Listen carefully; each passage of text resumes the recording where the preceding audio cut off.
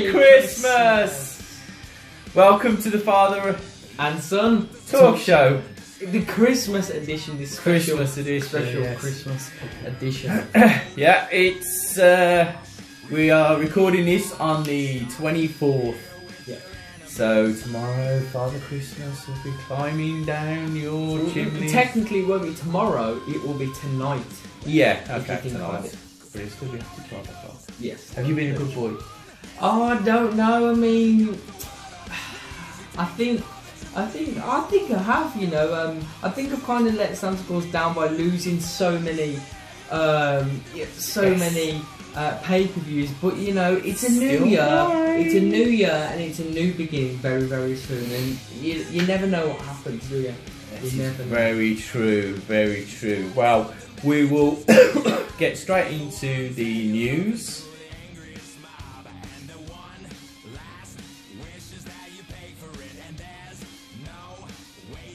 Welcome back, guys, and we're going to go straight into the wrestling news. First part is we put down that Rockstar Spud was officially seen in the SmackDown Live this week. It looks like he's now going to be part of 205 Live. Rockstar Spud was another British wrestler that come over into TNA. Yeah. And he's done quite well over there. He's worked well, and the fans like him. So hopefully, when he comes to SmackDown Live, that will be giving a bit of more emphasis on the brand. Hopefully, it will stop people from doubting 205 Live. They're certainly putting a lot of effort into it. You can see by the likes of Kalisto joining quite recently, and also they had another one join. I can't remember who it was. Hideo Tommy. Obviously, most NXT, recently, Hideo Tommy has joined, and then they just keep beefing up. So they still are pushing this 205 Live. Yeah, they don't want it to fail. Yeah, they don't want it to fail, and I don't think it's been failing, but it's just not. It's not as good as the other. It's not as good as SmackDown and Raw. No. And NXT, but it's good to see they're still working on it, and they haven't given up. Which is good to see. Yeah. And then we have John Cena. John Cena is going to be live Christmas, so he's obviously coming back a little bit early because they said that he was possibly going to make a showing at the Raw 25th anniversary show. Yeah. But it looks like he's coming back for Christmas now. He's going to do a live Christmas on Raw, so that would be good to see him back. I don't know if he's going to be part of the actual action, the action, or if he's just going to sort of turn up. He could, address the audience. Maybe. Yeah, maybe he might turn up and say that he's going to put his name down for the Royal Rumble. Because obviously, that's very true. We've got that coming up. A couple of names being announced already. Definitely. And then, moving on now is it has been announced. Quite recently, actually, the mixed tag team matches, which will be streamed on WWE's live. It will be streamed live on WWE's Facebook page. And a mixed tag team match is basically when you have a team on Raw and a team of SmackDown, and on that you have. I think what I saw is 2 women from each. And then I think the rest are all men. This is what I saw. It was just a picture. I'm not sure if this is actually what happens. And then 2 women from SmackDown, and the rest are all men. I'm not quite sure, but a mixed tag team match is where you have mixed genders of males and females, and then they wrestle. Obviously, the males don't wrestle with females. No, so I think it'd be a case of as soon as the woman tags in, then the man tags out on the other side of the It's good because they are good. They are fun matches to watch. I think they're pushing more on their Facebook page to try and push their social media. Yeah, definitely. And it's quite interesting to see actually that they actually have gone like this, because I think this is quite a throwback thing. Having a mixed tag team match, because recently it hasn't been about as so, and it's going to be nice. You're going to have that kind of Survivor Series feel again, aren't you? Yeah. When SmackDown and Raw go head to head. But yeah, moving on to the last little bit of news we have, and again, these women wrestlers will not stop making history. Yeah, definitely. You don't want to do that because you'll see when the season ends. But yeah, hats off to the women. They are doing so well at the moment. They are making so much history, and once again, they are making even more history, even further history. And it's great to see. There will be a first ever women's Royal Rumble match. So all the wrestlers, the women wrestlers from SmackDown versus all the women wrestlers from SmackDown, and the winner of that will go on to face the champion. Is it the champion of their brand? It will be. Well, I don't know. It could be. They could just turn around and say, if you want to go for, if say for instance, a female from Raw wins it, and she wants to go on to SmackDown. She wants to go on to SmackDown. She can challenge for that. They can. Yeah, so that could be something else as well. Plus, as well, they've got a lot of names so far that are like looking back. Of coming back. You've got Kelly possibly coming back. Yeah. I don't think Maurice will come back because he'll be a little bit too early for her, being still pregnant. You've got a lot of names. I reckon I think Nikki Bella and Brie Bella want to come back at some point. It's been rumoured, but I don't really see it happening. I think they're gonna stay, because since John Cena and obviously Daniel Bryan at the moment aren't wrestling, I don't see them coming back. No. It would be nice to see them too. One of them could be in the mix match. Yeah, it could be. And you could have a rival between Daniel Bryan and his wife and John Cena and Nikki. That'd be good. Brother-in-laws versus sisters. Yeah, like the John Cena and Ms. Thing and Maurice. Yeah. And that was the news of the week.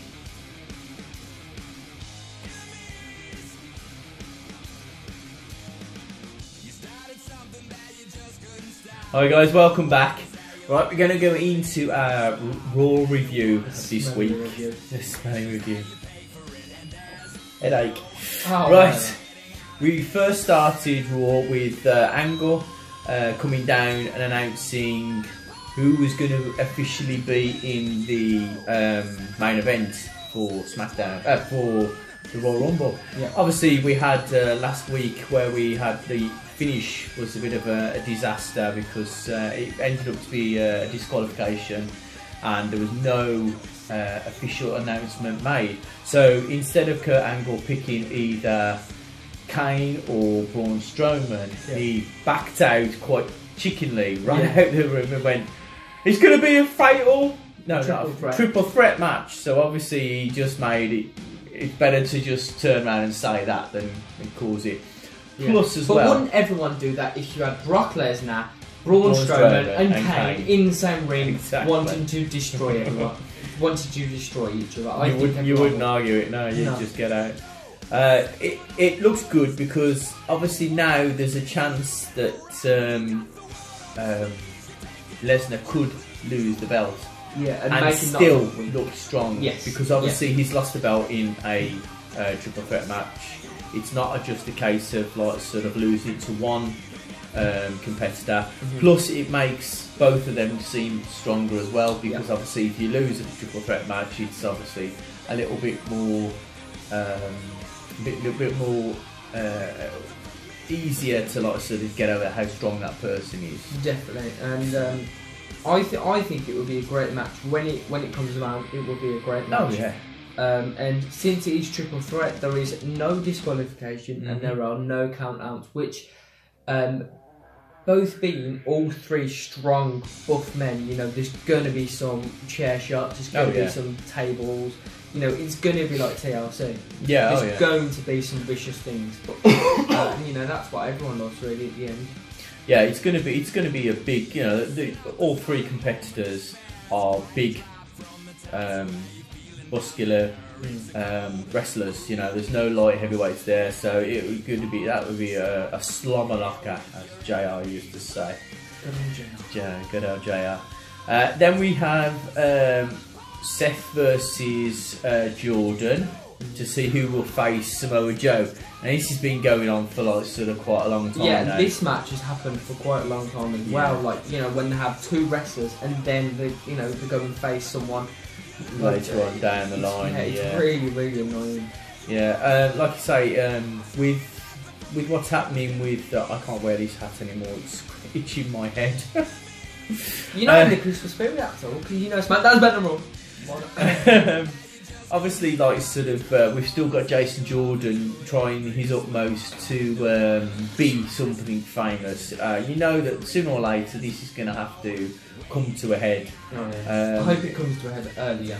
Yeah, it's starting to get a bit boring now. Jason Jordan seems like a joke whenever he comes down. Yeah. You can see the fans moaning and groaning about it. So, personally, I think it should like sort of come to an end. Either him go against his dad or somebody else, or turn heel fully.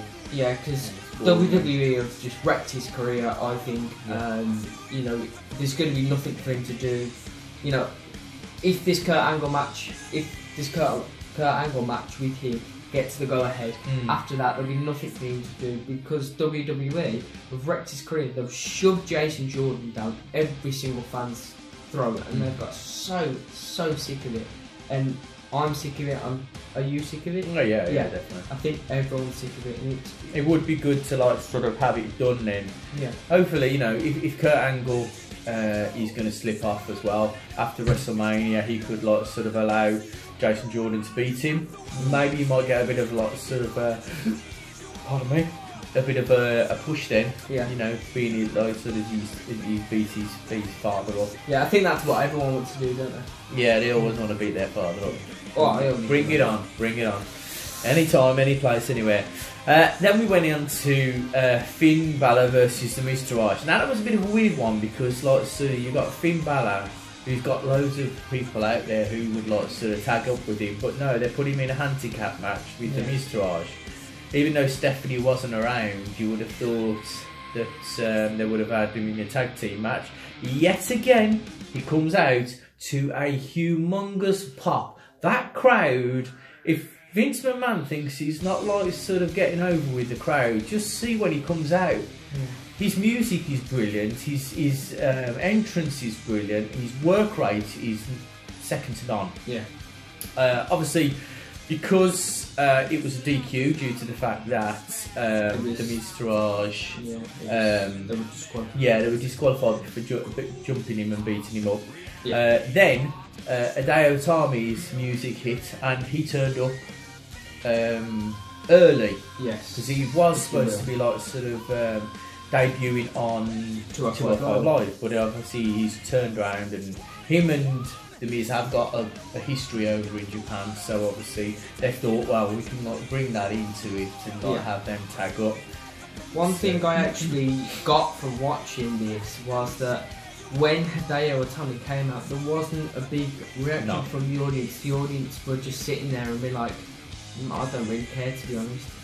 No. So I think maybe he shouldn't have came out on Raw, because, you know, if you expect your wrestler to make a massive impact with the crowd. You know, when Kane came back, everyone went crazy. And I know obviously Kane's got a great history in WWE, and you know that probably outweighs different options. But you know, if you want to try and bring someone in that's gonna, you know, beef up a roster, you've got to get a good reaction from the crowd. And Hideo Itami didn't get that, so I think it would have been better to allow him to actually debut on 205 Live, and you know, actually his first appearance would be on 205 Live.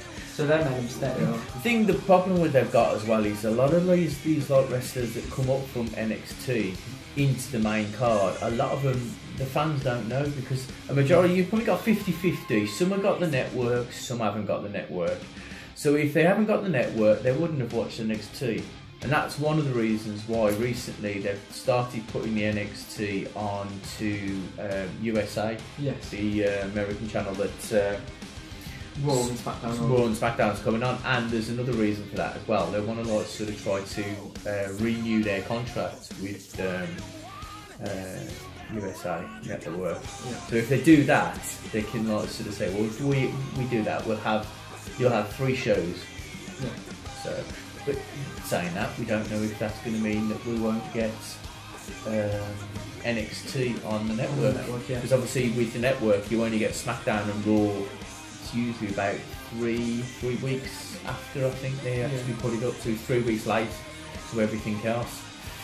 So, but yeah, that would be a big blow for the network. But you know, it's really about what's the better business option. Would the USA Network pay more for NXT to be on, you know, their show, or will they get more profit from people subscribing to the network? It's, you know, it's a big question. A lot of people have said as well that the viewing figures have started declining more on Raw and SmackDown, and a lot of fans are now going onto Facebook and YouTube and getting the up-to-date versions of the, you know, without all the bits and pieces, just seeing the like sort of matches. Yeah. And a little bit more of the backstage segments with the interviews, so you can pick it up later on instead of paying for either the network or Sky Sports. Definitely, and you know, like a lot of people have actually, you know, like you said, a lot of people have turned their back on Raw and SmackDown, and they've decided to watch NXT because, in a lot of people's eyes, NXT is the better brand because it's run by Triple H.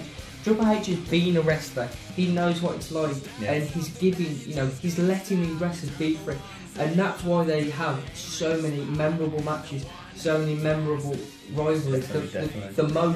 The most recent, obviously, Aleister Black and Velveteen Dream. That was a great rivalry, and that was all because Triple H is in the realm of NXT. So it shows you that, you know, that your main shows aren't the best shows. Yeah, definitely. The rookies are doing the better jobs. And then we had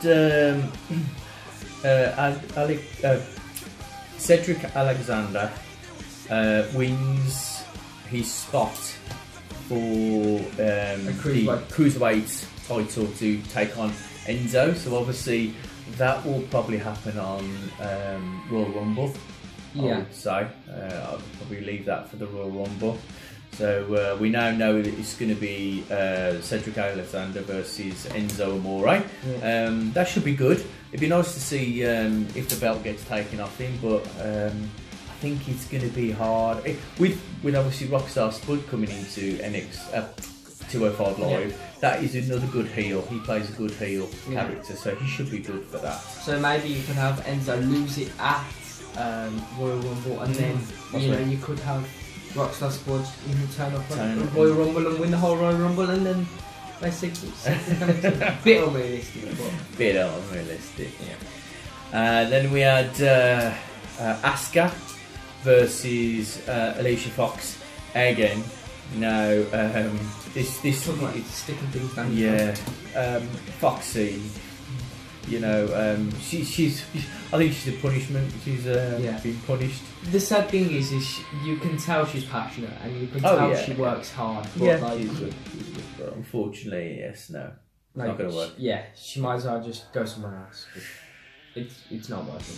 It is not working. Then we had a 6-man tag team match. We had Seth Rollins and Dean Ambrose and Jason Jordan, and I've forgotten who they were. Samoa Joe and the Bar. That's it, the Samoa Joe and the Bar. Thank you very much. God, I'm not even doing this Raw review. This is not supposed to be me, you know. I'm carrying it. Oh yes, Samoa Joe. It was good. He was getting a bit of a push now. Yeah, it seems to. It's a shame that don't give Joe the belt. That would be nice. That would be nice. Such a great crowd. Then you could have Samoa Joe with the belt versus AJ Styles with the belt. Raw versus SmackDown. That could be a good one for Survivor Series. Possibly. That'd be a good one. He's getting a good push. He's looking strong. He's looking good with the Bar. Obviously now the Bar haven't really got anybody because of the Miz being off, so they could make a 3-way with them. And one thing actually to note on this 6-man tag team match was the injury injury sustained by Dean Ambrose. Whether it's a write-off for him as he's been busting his ass 24/7, or he has actually injured. And I did see something on Facebook or YouTube, I think it was, where apparently Dean Ambrose has properly injured himself. Whether that's just adding to the storyline to make it seem worse, or he has actually aggravated it. But whether it's true or not, I hope he gets better soon. Cause, he has gone over to Birmingham, Alabama to meet up with their doctors. So hopefully we'll see him back soon. Give Seth a chance to sort of shine a little bit now. So that should be good. But I give Dean Ambrose full respect. He's a hard worker. That guy is sort of, when they call him the insane, he is just mental. If he hasn't injured himself and he's just this is just for him to have some time off. He deserves it. He deserves his time off. When he does that clothesline off the top rope, it's just mental. And then we had the return of the Revival, a team that I really liked. They were good in NXT. They started off with a good push on Raw, and they remind me of the old-fashioned type of no flips, just fists, as their saying goes. They were brilliant. They turned up to take on Rhino and Heath Slater. Which we will get into a little bit more about them soon. And they were good to see them back. Obviously, it looks like Rhino and Heath Slater could either possibly go hardcore, or maybe they might sort of change a little bit, or go on a feud with each other. And then you can have like what happened with Mojo Rawley and Zack Ryder recently. You can have them split. I don't want them to, because if that happens, they're just doing another. At the moment, there's a lot of sort of copycatting going over. You've got exactly the same thing that happens on Raw will happen on SmackDown. As in, you've got the Riot Squad, and then you've got Absolution on Raw, and it just seems that they're just following the same old. And there's no difference between the brands, even though they're supposed to be. There's no difference, and I reckon if they were to split, what do they do with them? They can't do much with them. I guess the person they'll try and look at to push would be Rhino, but his career at WWE hasn't been too successful. But going hardcore could mean that they might get a slight push. Could take it a little bit more extreme. Which would be pretty good to see. They could, without sort of the blood. Obviously, because as we know, the WWE don't like headshots anymore, and they don't like to sort of bleed anymore. So that could be a possibility. Even though Vince likes to juice every single time he's on live. Vince will do it, and nobody else can. Then we had the main event. We had Sasha Banks and Bayley and Mickie James versus Absolution. And during this match, we had a lot of sort of shenanigans going on. And in the end, it ended up that Absolution got disqualified. A lot of disqualifications in this Raw. And then that brought down all of the women into the ring to bring out the Queen herself, Miss Triple H, Miss Hunter, Miss because Stephanie Hunter. Isn't it Hunter Roland? I don't know. But Stephanie McMahon came out. The Commissioner of Raw. The Commissioner of Raw. She came out to announce, as we've spoken about already, the first ever women's Royal Rumble match. And it was weird because you had all these sort of women in the ring arguing and bickering, and the next thing they're all cuddling each other. That was a bit contradictory. But it's good to see that they're going to push these girls, because the next step, and I'll please hope that it's going to happen, is their own pay-per-view. Yeah, that would be so brilliant to see their own pay-per-view. Right. That would be the icing on the cake to see that. Yes, or maybe they move away and create their own brands, and you could have Stephanie at the realm of that. With you could have a past wrestler, say Michelle McCool or Kelly again, or someone that's been Beth Phoenix maybe, and they could be the GM. You could have something like that. There's a lot of opportunities. That was the Raw review. Yeah, and then we'll move on to this.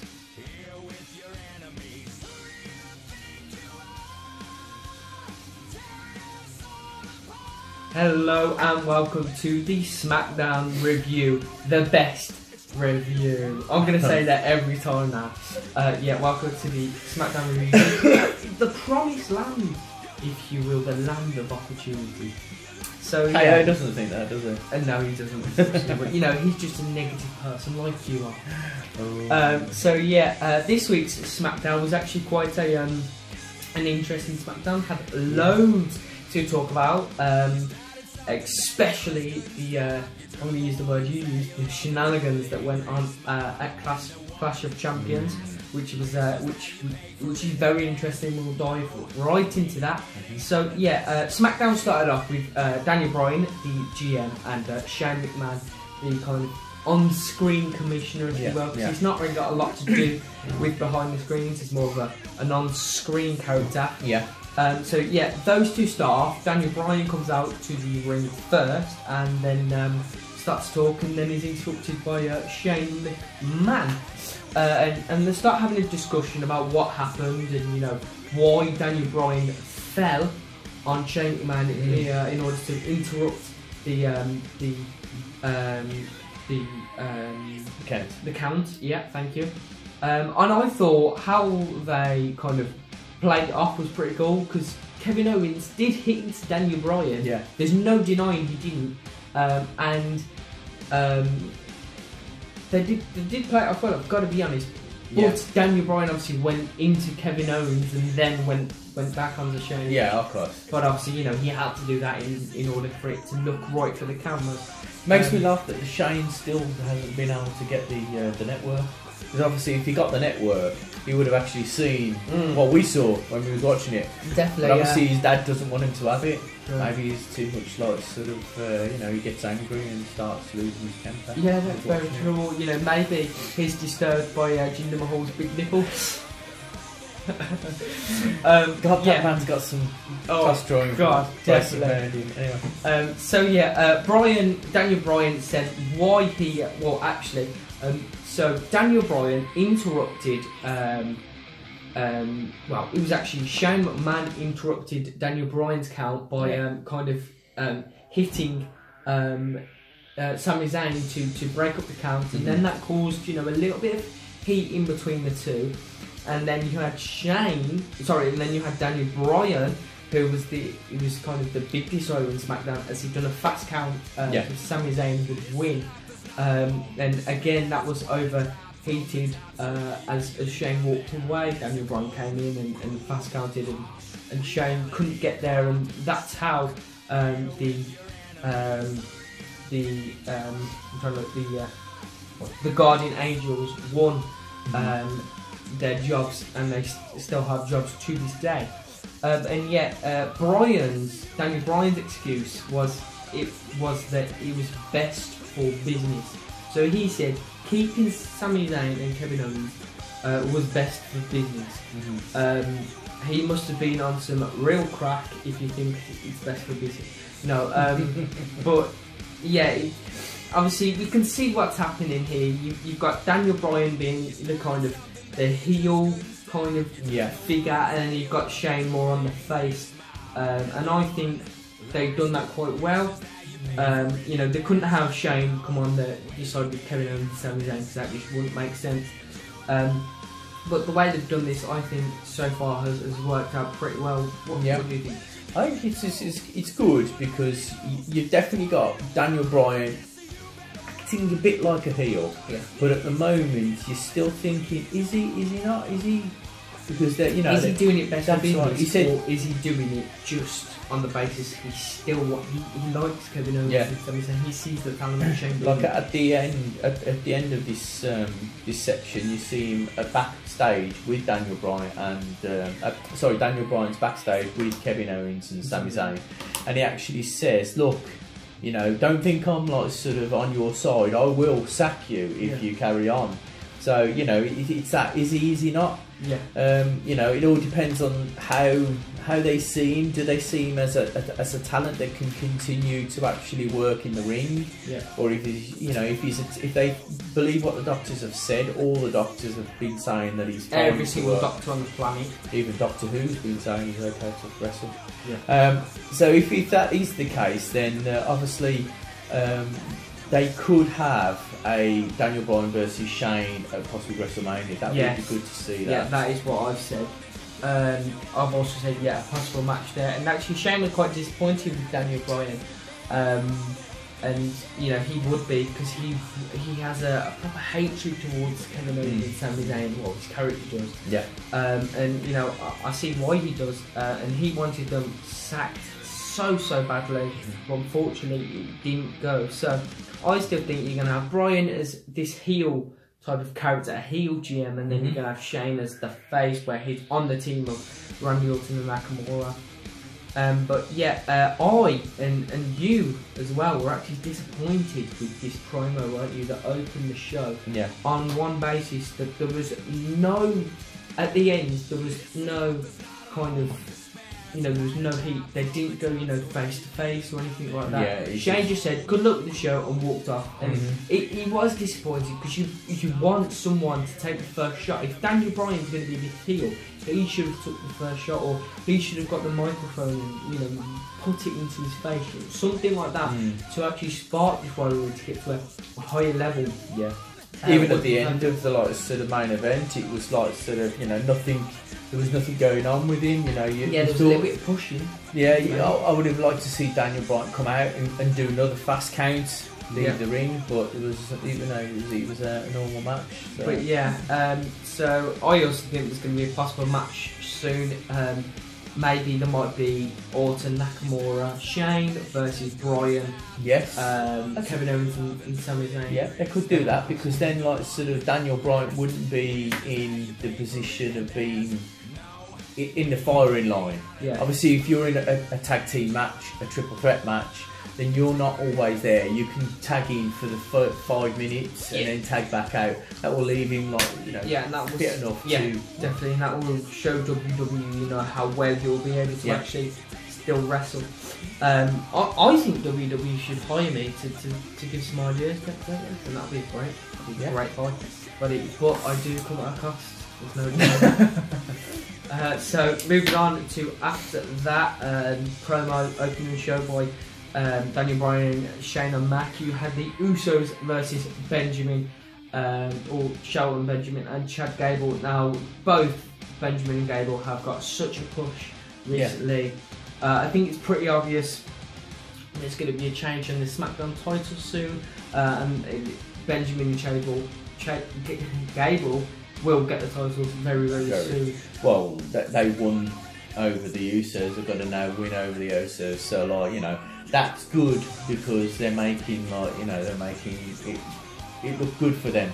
Definitely, and they did, like you said, win that match. And I think so far it has been a good rivalry, including just these two teams, Usos, Gable and Benjamin. It's been a good rivalry. I think sticking in these random groups, or these random group of wrestlers, just hasn't been good enough. It hasn't worked out. So I hope they just stick to the Usos and Benjamin Gable for now, and then Benjamin and Gable win the titles, and then something happens. But yeah, I think so far it's been a good rivalry. I definitely don't think it's been as good as the Uso and the New Day rivalry. But it's got potential. It definitely has, and the fans like both. And there's no actual real heel versus faces there. They're both classed as face. wrestlers, which you know it's good to see because we haven't had a face versus face in quite a long time. No, Usos seem to be the cocky face, but the fans still love them because they've actually changed their persona. Oh yeah, they're not the like sort of coming down and clapping it and shaking everybody's hands and the face paint and everything. They've come out with like sort of a bit of a street attitude. Yeah, that's what's made the quite fans like the Street Profits, I reckon, from NXT. But yeah, I think it's working great, and the Usos are probably loving life now because they are getting over with the crowd, you know, with their Uso penitentiary and everything like that. Down since day one-ish. Down, yeah, exactly. So I think there will be a change of belt soon, but we'll have to see where that happens. Maybe it might happen Royal Rumble or in the future on SmackDown. So moving on to that, you have the Riot Squad of Sarah Logan and Ruby Riott for this match, and then you have the other one, which I can't quite remember her name. Liv Morgan. Yes, Liv Morgan on the outside versus Charlotte and Naomi. Yeah, the returning Naomi. Can you feel the glow when she's in the building? No. Can you feel the glow now though? Hey! I can definitely feel the glow. So again, Riot Squad. I'm not being biased here, but I reckon the Riot Squad are the better team over Absolution. I think they've got the better wrestlers, the better gimmick, and the better name. What do you think? Well, there's a lot of like people saying different things out there. You know, Absolution, it's got Paige, but Paige is the people that are with Paige I don't think are as good as Ruby Riott, Liv Morgan, and Sarah Logan. I do like them. They are quite good. Yeah. So I think the only other good one with Paige is the kind of MMA style fighter. Yeah. I can't quite remember her name, but I think she's the only good one. But yeah, all of Logan, I think it's really good. She's quite strong. She kind of reminds me of a Carmella in a way.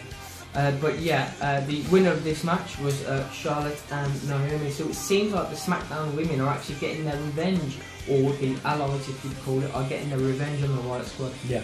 Which is good to see. And again, we had, which wasn't quite surprising, we had no turn up of Natalya on SmackDown Live, and obviously we'll get into what happened on their match, Charlotte and Natalya's match, very, very soon, and why she wasn't there.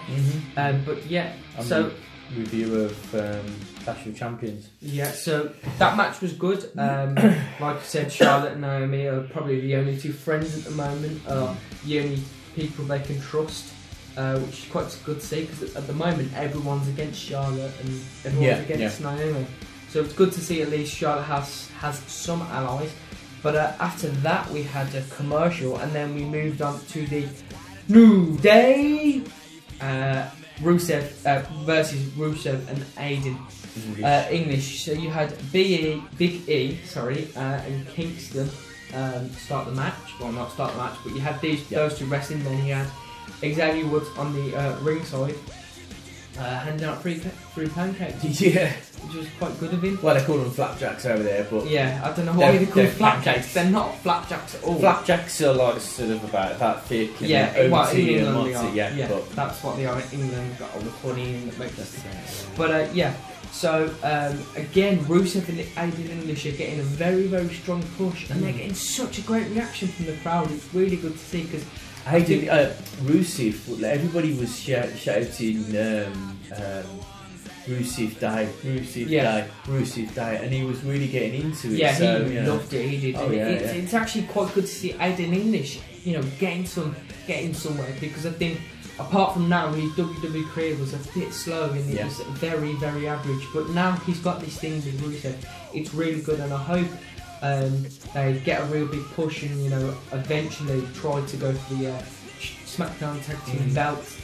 But at the moment, I think they're trying to ease them in slowly and have this rivalry with the New Day, which I think so far is working really well. But yeah, the winners of that match was the New Day, and after that match, you had Xavier Woods decide to whip out his big whipped cream and decide to squirt his white, frothy stuff all over the SmackDown fans. And do you know anything that reminds you of that? Paige? Yeah. Anyway. I'll leave you guys to decide that. But yeah, moving on to the main event and the last match of the... Oh, actually, one more thing before. Yes, the Dolph Ziggler. Yeah, the controversy surrounding Dolph Ziggler at the moment. So yeah, obviously, we will get onto the Ziggler match, but he did win the US title, which was a shock to everyone, a shock to you. Every single person, all over social media, everybody was saying the same thing. What? Crazy. What? What? Who? Yeah. We did not see it coming. We thought it was either going to be Baron Corbin or Bobby Roode. Out of nowhere, Dolph Ziggler, and of course, because of this, everybody was going out of nowhere. He's won it. Dolph Ziggler did a very good promo, saying about all the different sort of opponents, all the different belts he's won, and over the sort of many years he's been in the company, he has won a lot of titles. Oh yeah, he's had a great career. He's had a great career, and for people to turn around and say, oh, it's out of nowhere, is a bit bad. Yeah. Because, like you say, this was what all the celebration was about. Him saying that he's not out of nowhere. I am the greatest. Yes, the best. So. Yeah, and he did come out celebrating after, saying he's the best. There's no one other like him, and he does cut one of a hell of a promo. And he's been such a legend for WWE for so many years, but he's been treated terribly. He has been treated very, very bad over the past. He's had a lot of losses, hasn't he? Yeah, over the past years, and it's a shame to see because look how many titles he's won. Look at his career. He's won so many Money in the Bank ladder matches. Yeah. And successful cash-in. Yeah, successful cash-in. Baron Corbin hasn't done that yet. No. But at least Dolph Ziggler isn't. Yes. Big bad bold Baron. Yeah, big bold lone wolf. See, do you remember the story of the Three Little Pigs? Yeah. And when the wolf was trying to blow over, all the three little pigs are gonna get their revenge, and they're gonna cut off his hair and blow off his hair. You'll have like Rey Mysterio, you'll have Kalisto, you'll have all these small wrestlers come and snip off his hair, yeah. But Ziggler actually says everyone wants something to remember him by. Now, watching SmackDown, this was a big thing, I reckon, in SmackDown's history, if you think about it, because that, I reckon, is a write-off from TV. That write-off is now not going to be at all on, I reckon, this WWE TV for a very, very long time. They could do some sort of they could possibly do a tournament to try and create a new winner. US, yeah, very, very, very true. It's something we'll have to see, really. There's not many signs of what's going on. People are saying that his contract is up, and that he's going.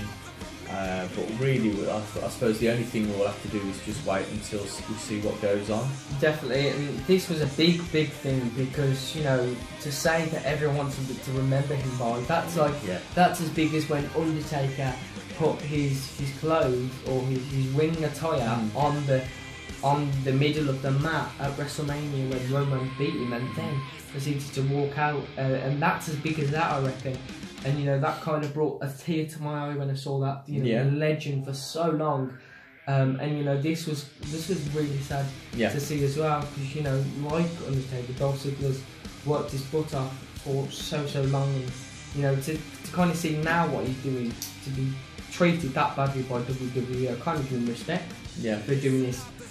Whether he decided to do it or whether the WWE higher ups have told them to storyline, so he gets right off. But also a saying that he proceeds to kind of fold up the US title, put it in the corner of the ring, and then walks out, which was quite sad to see. And again, that was a shock to see him walk out without the belt. He walks in at the start of SmackDown Live as champion, walked out as not a champion, which was quite weird to see. But moving on to better, brighter and happier things was the main event of SmackDown, and it was AJ Styles, the phenomenal AJ Styles, with the Rockstar Shinsuke Nakamura and the rival Randy Orton versus Guardian Angels of Owens and Sami Zayn and Mahal. Nipple Mahal. Yes. Oh God. What does he do with his nipples? Do you have like what's the thing where like? I don't know if he's been using his wife's breast pump.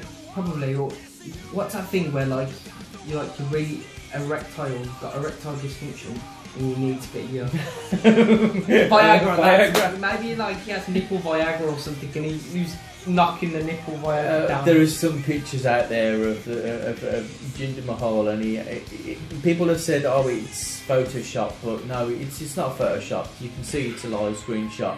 And I don't know, a lot of people have said that they think he is taking steroids or he's taking some sort of estrogen. Yeah. But God, that guy looks like he's got nipples size of rockets. Anyway. Yeah. So weird. I think we should get on to the match instead of talking about Jinder Mahal's nipples. Yeah, well, you're starting to look a little bit wrong. Yeah, so it was a good main event. You had the faces kind of combine to take on the Raw Rakers or the heels of SmackDown. It was good to see again. They like having these tag team matches at the moment, all these big tag team matches, don't they? It gets more people involved. Oh yeah, definitely, and it gives them something to do. Yeah. And it's good to see all the people working together. Most notably, I've seen Nakamura and Randy Orton have joined forces, and I reckon Styles joined forces as well as Mahal on the Guardian Angels team. But I think this was a good match. Yeah. Lots of action, and the winner of this match was Randy Orton, Nakamura, and AJ Styles as he finished. I think he finished Mahal off with a phenomenal forearm, and then Nakamura gives AJ Styles hit Kevin Owens with the phenomenal forearm, and then Nakamura gave a nasty Kinshasa to Sami Zayn for the 3 count. I actually love how Corey Graves says Kinshasa because he shouts it, doesn't he? Yeah. It's quite funny to see, but yeah. So that was the end of SmackDown for this week, and that is the end of the SmackDown review. Now moving on to the SmackDown brand of Clash of Champions. We'll see you there.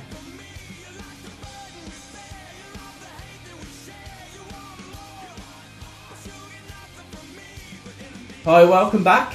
We're going to go into the Clash of Champions review. Yep. As you can see, the belt is still around my waist. Not there. It was a very close one. It was actually a draw. Yeah. We both had gone for a lot of the same wins. Yeah, only because you like to copy me. A lot of them were very easy to predict. They were like squash matches, a lot of them. We knew that Mojo was going to win. We knew that the Bludgeon Brothers were going to get a push. AJ Styles, we knew that he was going to sort of retain because the Jinder Mahal experiment has basically failed. Yeah. I think he's going to slip further and further down. Well, we'll see. They might sort of still have him be a. Or they might just stick him in a random band. You don't know. Yeah, 3-man band. Or you could have Mahal and Nakamura, the rock stars. That would be possibly. That would be terrible. No. So. First off was the kickoff show was Mojo Rawley versus Zack Ryder. This was the blow off to the feud. Yeah, this was the final curtain on the feud. The hype buzz. Yeah. I think when Mojo gave that very stiff punch to Zack Ryder, I think was it forearm or no? I think it was looking at him. Yeah, it was. But Nasty, wasn't it? it was. He looked like, you know. I think Zack Ryder thought that his days were over with that. It just did look. I slowed it down and it looked like his head. Nasty. Very, very. He could have got concussion from that elbow. There's a lot of force behind that. Very nasty. But yeah, Mojo looks strong. He looks strong to like sort of go far, hopefully. And they'll start moving him upwards in the card. Who knows? He won the Andre the Giant Memorial match. Yeah, so who knows? He could be a contender for the Royal Rumble. That's the next pay-per-view. We will do that in the weeks to come. Very soon, yeah. Moving on to the next match was to be the Bludgeon Brothers of Luke Harper and Eric Rowan versus Breezango, and again this was a squash match. Yeah. Definition, you know, everyone knew Breezango were gonna lose because you know they want to show the Bludgeon Brothers off as much as possible to get them to win them over with the crowd. So everyone knew Breezango were going to lose it. Fair enough to Breezango, did put up a good showing, yes, but they did get absolutely battered. Oh yeah. But yeah, it was a good showing. They did show, you know, some good talent, and maybe this will show the WWE higher ups that, you know, maybe these two are pretty good as a team and they might get more opportunities in the foreseeable future. But one thing that I did not like about this was the fact that the commentary team never brought up the fact that the fashion files had come to the the fact that it was rumoured that they were the ones behind the death of the horse, the hobby horse of who had the hobby horse? Was it Grizzly Ascension? No, I forgot who had the hobby horse. But there was no final that this is the reason why this match has come, because the Bludgeon Brothers have been destroying their offices. Yeah, destroying the offices. It's now been found that it's them. There's nothing leading that to it. So we've just seen all this backstory of the fashion files now. Was a waste. And it was actually a great storyline they had for Breezango and the Bludgeon Brothers, and it was great to actually introduce the Bludgeon Brothers in. And it was a good match. And again, the Bludgeon Brothers just showed their absolute strength in just beating the crap out of two wrestlers. Yeah, they did their job. Definitely. So, and then we went into the tag team champions match. It was the Usos and Chad Gable and Shelton Benjamin versus the New Day and versus Rusev and Adrian English.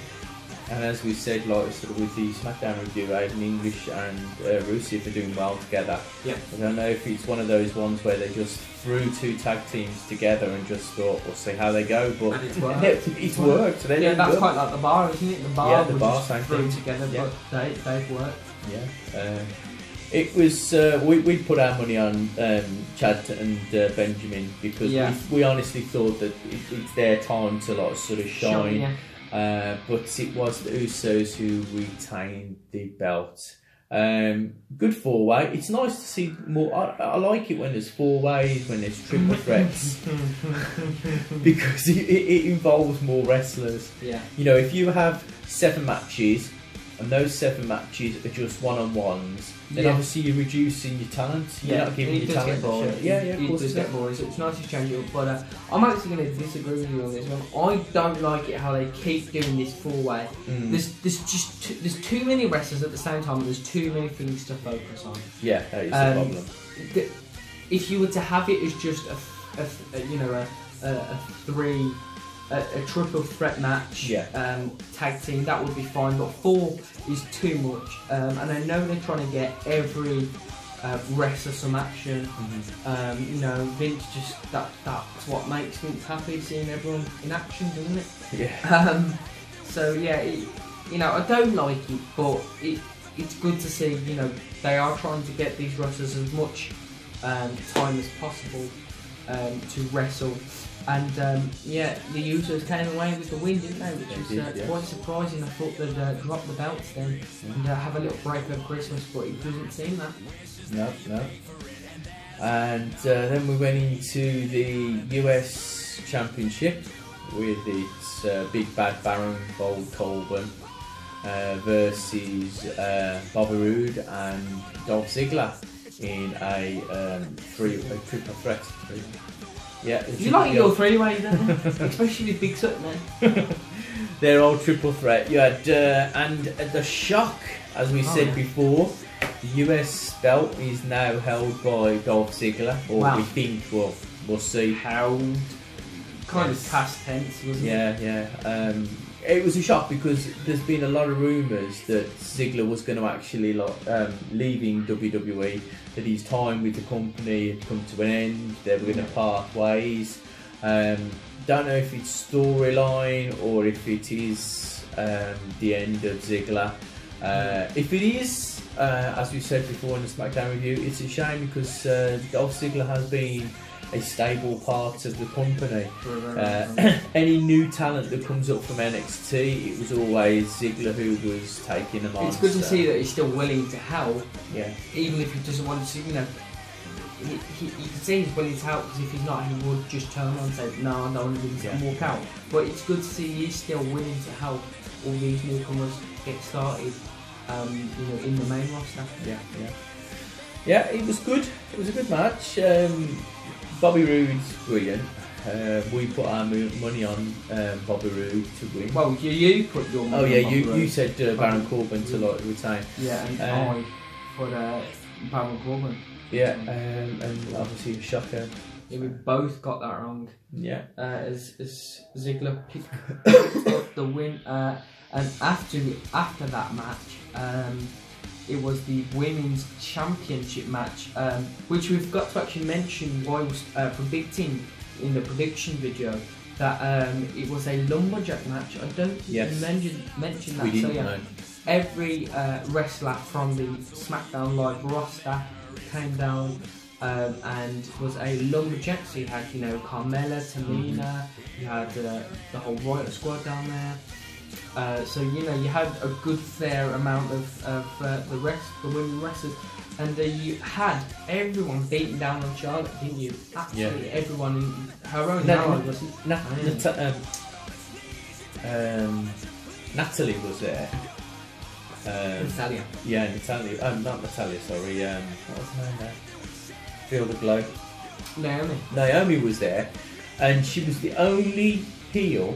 She was the only baby face that was there. The rest of them were all heels. Yeah.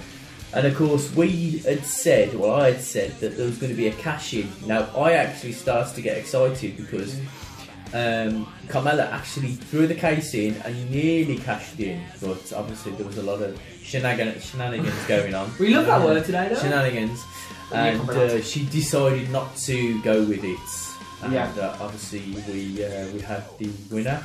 Yeah, in Charlotte Flair, and you obviously, like you said, predicted Carmella to cash in and take the belt off Charlotte, but I predicted for no cash in and just Charlotte to win. So we did both get a point for that. But there was no extra points added as there was no cash in by Carmella. Yeah. So yeah. And then we had obviously Natalia walk out the ring. Oh yeah, we forgot to mention this. A big promo was cut by Natalia, and you know, she basically said that, you know, the fans of SmackDown and the fans of WWE have turned their back on Natalia, which she isn't happy about, and then she proceeds to walk out. So again, could this be Natalia leaving WWE? You know, there will be no Heart Foundation there. Or is this just a little write-off for her to have some time alone with her family and her cats? Obviously Tyson Kidd. Yeah. The biggest pussy. So I hope and pray that she doesn't go back, or they don't go back to her old gimmick where she was walking around blowing off, because that was just boring. If anybody remembers that, it was just silly, you know. So Charlotte retains the belt. Yeah, and moving on, we have the WWE Championship match of where AJ Styles took on Jinder Mahal, alongside the Singh brothers, and it seemed like the Singh brothers were actually quite loyal to their companion during this match. They were, yeah.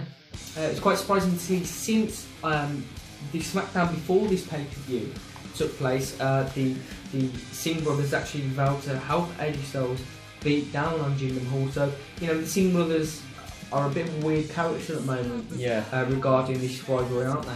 I don't think they know what to really do with them. There was rumours that they was going to leave and go elsewhere, but obviously I don't think that's happening at the moment. It looks like they might be staying with Jinder Mahal. Obviously, because he's the heel persona, it would be common sense to keep them with him for a bit. His little sidekick. Yeah, so we'll have to see what happens if Jinder Mahal stays in the sort of picture for the championship belt, or if that changes and over the Nakamura weeks. might get a chance to shine. Possibly. But I think this match actually completely stole the show. I think it was a great performance from Jinder Mahal. Great. He looked so strong out there. Yeah. And so did his nipples, definitely. But he did look really, really good out there. Viagra nipple. He did look great out there. And respect to him, he put up a great fight. But obviously, AJ Styles did retain. And both of us said AJ Styles to retain, which was. I don't know, because we've said over the years that Jinder Mahal doesn't seem to be a very good wrestler, and I don't know if it's the fact that AJ Styles has made most of his matches with him better. Anybody that you put AJ Styles with, they seem to sort of have a great match with. So I don't know if that's, there's been rumours as well of AJ only wrestling for a couple of years. I really hope that he doesn't sort of completely leave the company. Give him a part-time job, just like coming back at a Royal Rumble or WrestleMania, like Goldberg's recently done. Yeah. That would be good to see. So. Then we go into the Kevin Owens, Sami Zayn main event of the whole pay-per-view. Randy Orton versus Shinsuke Nakamura with two special guest referees. What were they thinking? And these two were SmackDown's GM Daniel Bryan and SmackDown on-screen commissioner Shane McMahon. It was fun because when it was going on, when they said about this sort of two referees, we was debating if it was going to be a referee on the outside, a referee inside the ring, but no, they decided to have both of them in a ring, and that was fun to see the chaos that was going on. And obviously in the end they split the ring straight down the middle. It was really good. Yeah, so you had obviously you had one half of the ring Shane would count, one half of the ring Daniel Bryan would count. But it still didn't really work, did it? Because both of them were going on to each other's side, and actually Daniel Bryan, who kind of gifted the match to the Guardian Angels, Owens and Zayn, he kind of went on Shane McMahon's side to actually give them the win, which again it didn't make sense why they split up the ring, was a bit stupid. None of them stayed on their specified sides. No. And obviously with Daniel Bryan it was a very quick count. Very quick. But you also had Shane McMahon do the old sort of 1, 2, freeze frame count. So obviously with that it was a very that's happened. He's done that to other people it's good. He's done that to Mick Foley, middle of the Attitude Era. Triple H has done it to Screw and Daniel Bryan actually. I think it was. So it was good to it was a good match. We all said that Kevin Owens and Sami Zayn was going to win because we couldn't see them leaving. Because at the moment there's a lot of heat on them. They're good together. They're fun.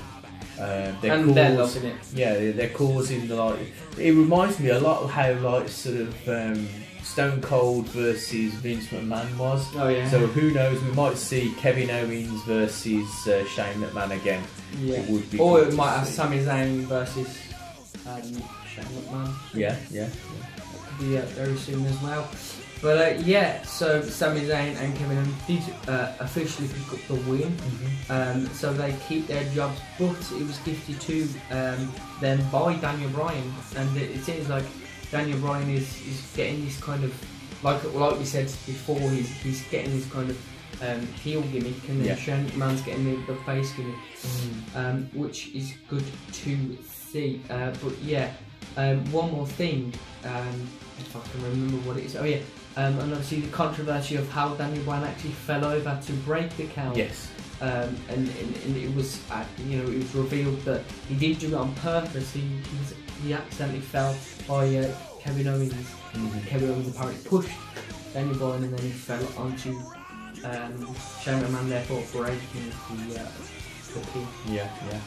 It was a good pay-per-view. I won't say it was brilliant, because a lot of the matches we could see who was going to win. Yeah.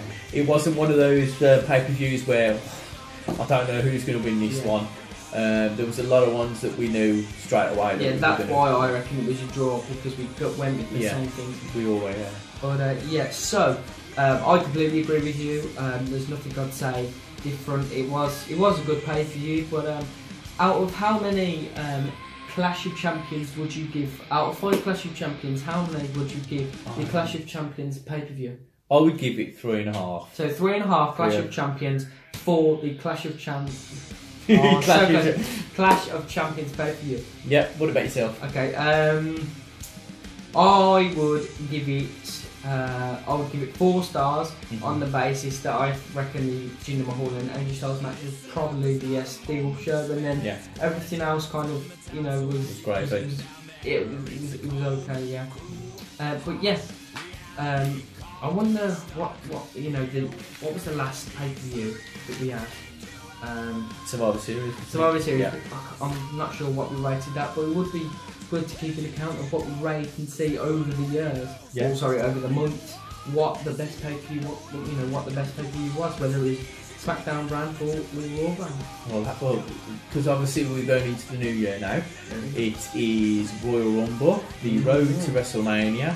So obviously at the WrestleMania pay-per-view, we'll see who's won the predictions. Yes, for this year, and then we will have a challenge. So the loser, whoever wins, has to face a daring challenge. What is it? Is it the? If it's still going, the Volcano Vindaloo from Morrison's in England. Big up Morrison's there. But yes, so we will do that for the loser, and I think it's me, and we will actually we'll see, but I think it's me. We will actually record the reaction and how the person, whoever it is, me or you, face off. Yes.